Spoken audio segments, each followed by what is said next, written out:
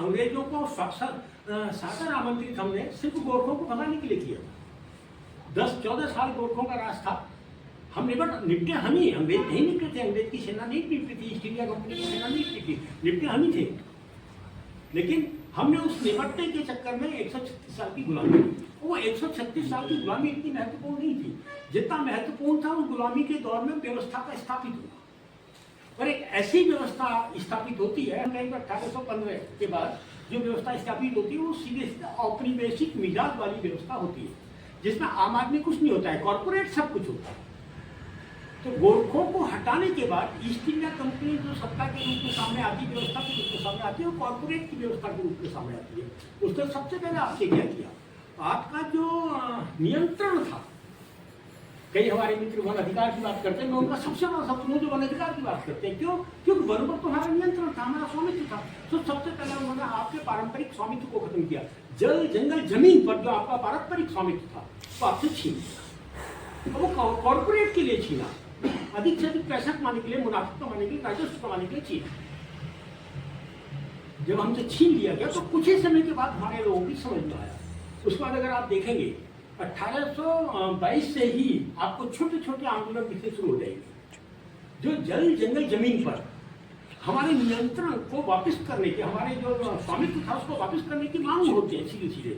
जो 1916 में जो हम यहाँ पर कुमाऊं परिषद के गठन की बात करते हैं, तो जो छोटे छोटे आंदोलनों के रूप में हम छिटके हुए थे, जल जंगल जमीन के नियंत्रण को वापस मांगने वाले आंदोलन के लिए हम छिटके आंदोलन कर रहे थे। वो आंदोलनों ने भारत के स्वतंत्रता संग्राम में सहयोग इसी शर्त पर किया था कि साहब भारत अगर आजाद होगा तो ये नियंत्रण हमको वापस होंगे, जो मालिकाना हक हमारा था, जो हमारा मालिकानापन था, वो हमको वापस होगा। इसलिए ये एक आंदोलन के साथ हम लोगों ने सहयोग किया था। और कुमाऊं परिषद सबसे पहला धोखा हमको कुमाऊं परिषद दे दिया। आपने देखा होगा कि 1921 में इसी बागेश्वर में कुली बेगार का आंदोलन 1822 से जो आंदोलन चल रहा था वो यहाँ के उस दिन ऐसी जगह पर आके पहुंचा जिसके बाद कुली बेगार बंद हुआ। मैं आज भी कहता हूँ कि बड़े बड़े नेताओं के नाम कुली बेगार में आते हैं, लेकिन उसमें से इनके पास एक भी उस ठोकदार का या बाल गुलजार का नाम नहीं है जिसने अपने घर से रजिस्टर लाकर नदी में फेंका था। यदि उस दिन ठोकदार और बाल गुलजार रजिस्टर नहीं फेंकते तो कुली बेगार समाप्त नहीं होता। कुमाऊं परिषद ने तब तक तो उन आंदोलनों को समेट के रखा जब तक कुली बेगार का मामला था। और जैसे ही जल जंगल जमीन के स्वामित्व को जो मामले थे उसको कुमाऊं परिषद भी पचा जाती है, खत्म कर जाती है, हम स्वतंत्र हो जाते हैं। स्वतंत्रता से पहले हमको एक पंचायती वन व्यवस्था मिली थी। 1930 में 1927 से बनना शुरू हो गया था।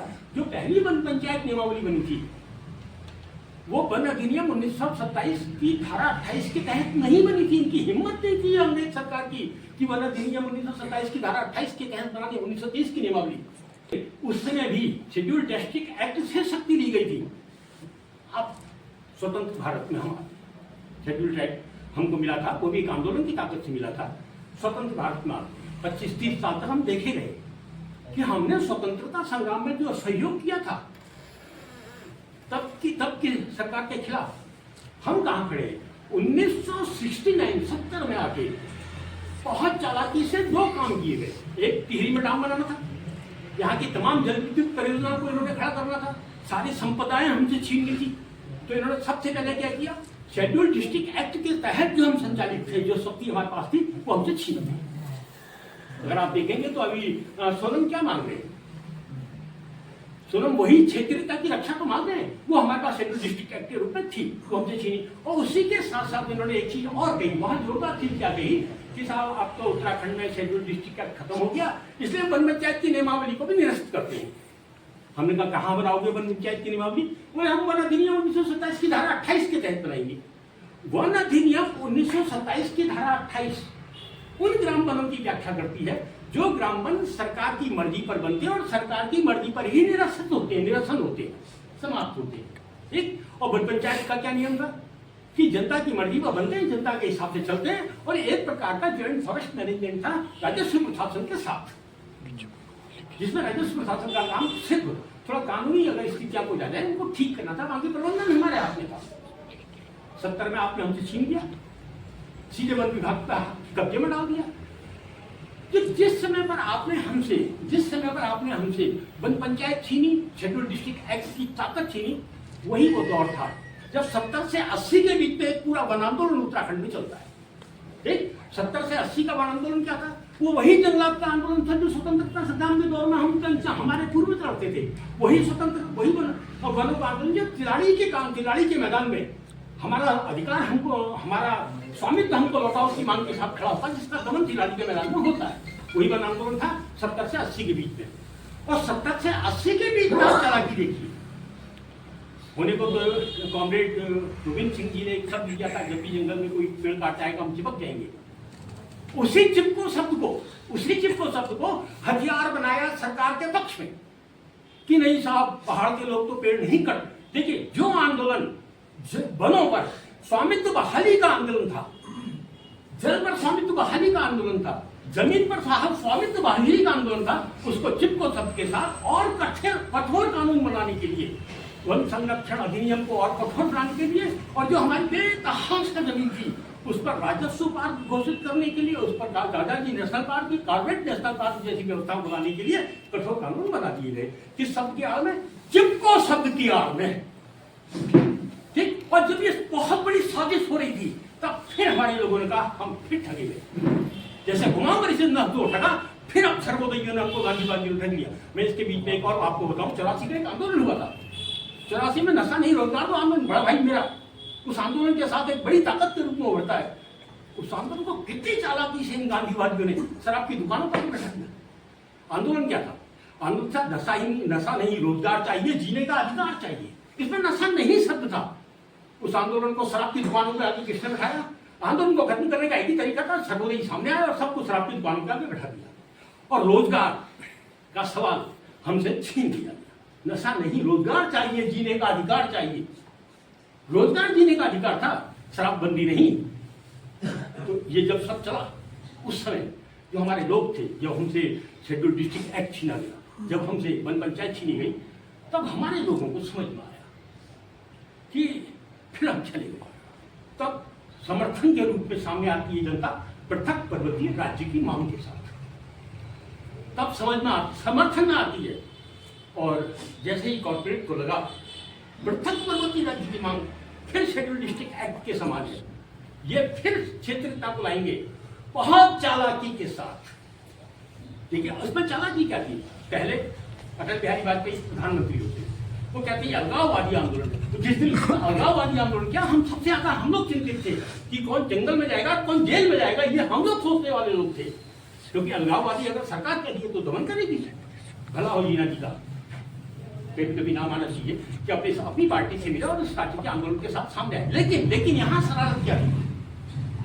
उत्तराखंड क्रांति दल के जुलूसों में बहुत चालाकी से एक नारा डाला गया, पीकिंग नजदीक दिल्ली दूर। और हम सब चौंके, ये नारा कौन ला रहा है? हम इस नारे पर समीक्षा कर रहे थे। इधर बहुत चालाकी के साथ कॉर्पोरेट ने भारतीय जनता पार्टी को उत्तरांचल शब्द के साथ राज्य आंदोलन में धकेल दिया। 2000 में जो राज्य आपको मिला वो पृथक पर्वतीय राज्य नहीं मिला, बल्कि छोटी उत्तर प्रदेश मिली उत्तरांचल के नाम से।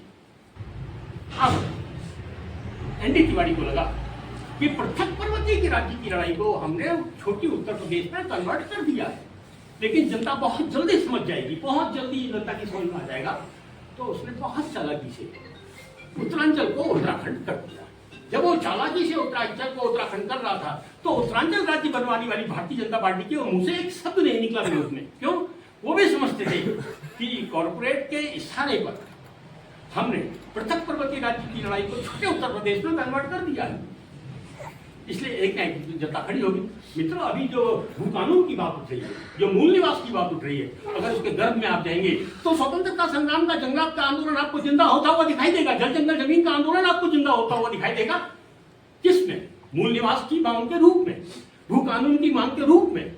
और अभी जितने, और अब सरकार क्या कर रही है? अब देखिए चालाकी, जब आप भू निवास की बात कर रहे हैं, मूल निवास की बात कर रहे हैं, भू कानून की बात कर रहे हैं, आप स्वतंत्रता संग्राम में लौट के जा रहे हैं।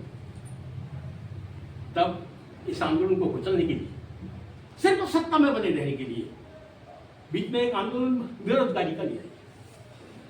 मैं बेरोजगार संगठन से हमेशा पूछता रहा कि आप रोजगार की नीति के लिए आंदोलन क्यों नहीं कर रहे? आप रोजगार की नीति बनाने का आंदोलन क्यों नहीं कर रहे हैं? आपने रोजगार की नीति की बात नहीं की, आपने ये नहीं कहा कि जो ये गड़बड़ियां उसको ठीक करेंगे। आप सिर्फ एक छेद ढूंढते रहे कि साहब ये नौकरियों में दलाली हो रही है, रिश्वत देकर रिश्वत खा के नौकरी दी जा रही है, वो एक कमजोर नब्ज थी। और ये मूल निवास भू कानून मतलब पृथक पर्वतीय राज्य की लड़ाई को पुनर्जीवित करने की जो मांग थी उसका आप कहीं ना कहीं गड्ढे में डाल।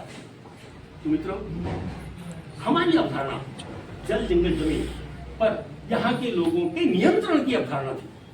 अगर डी.डी. पंत जो कि एक विद्वान रहे हैं, वैज्ञानिक रहे हैं, उन्होंने भी इस अवधारणा को 2 लाइन में कसा था, पहाड़ की जवानी और पहाड़ का पानी। डी.डी. पंत का यह शब्द था, पहाड़ की जवानी पहाड़ का पानी। और इसी शब्द के चारों ओर अगर आप जाएंगे तो जल जंगल जमीन की लड़ाई फिर से पुनर्जीवित करने की मांग को उठाते। आज हम कहाँ खड़े हैं? आज हम मजबूर हैं ये लाइन लिखने के लिए। उत्तराखंड के हाल 25 साल हाल शब्द का इस्तेमाल किया गया है इसमें। क्यों हम चले गए ईस्ट इंडिया कंपनी को भारत में पहाड़ पे चढ़ाने के रूप में हम चले गए, स्वतंत्रता संग्राम में हम चले गए, तिराली के मैदान में हम चले गए, और राज्य बनने के बाद हमने राज्य की लड़ाई लड़ी, नशा नहीं रोजगार दो की लड़ाई लड़ी, वन आंदोलन लड़ा इतना बड़ा, हम चले गए। राज्य बनने के बाद 25 साल के बाद आज जो हम बैठे हुए हैं अच्छा लग रहा है कि हमें होश आ रहा है कि हम वास्तव में चले गए। अब क्या करें? अब क्या? तो अब एक छोटी सी बात है, पृथक पर्वतीय राज्य बनानी है, उसी को बनाने की मांग करते हैं। इसी के साथ अभी बात